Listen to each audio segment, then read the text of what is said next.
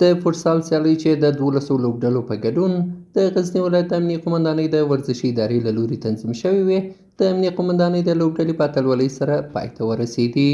مسؤلین وایي دا سیالۍ 2 میاشتې وړاندې د روغتیا د ترویج، د یووالي د رامنځته کولو او بېلابېلو ډګرونو کې د مجاهدینو د وریاو په موخه د نظامي ادارو د لوبډلو ترمنځ ترسره شوې. دا ټورنمنټ 2 میاشتې مخکې په لاره اچولی و چې 12 لوبډلو موږ کړی و. 12 لوبډلې چې 2 لوبډلې فاینل ته راوتلې وې، د مېزه ماموریت و، یو د قومنداني ټیم و.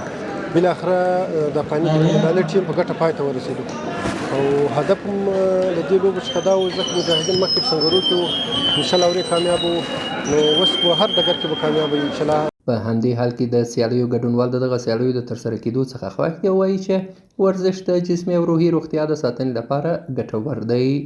امروز هم مجاهدین از نشان دادن که در هر عرصه و در هر بخش انشالله قهرمانی کرده میتونن و در هر میدان انشالله مجاهدین از خود هر قوت و انرژی که باشه خرج داده میتونن. دیگه شما همه چی رو مشاهده کردین که همین قسم از مسئولین خواهش میکنیم که همچنان چیزهایی رو برگزار کنن از خاطری که مجاهدین صحتشان برای همه چیشون خیلی مفید واقع میشه.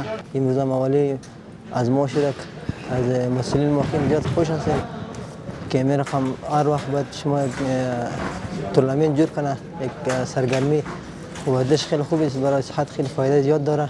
دا لومړی ځل نه دی چې په غزني ولایت کې د مجاهدینو ترمنځ د فوټسال ورزشي سیالۍ ترسره کیږي. تر دې وړاندې هم د همدې ولایت د امنیه قومندانۍ له لوري د روحیې د پیاوړتیا او د مجاهدینو د وړتیاوو د ښودلو په موخه ورته سیالۍ ترسره شوې وې.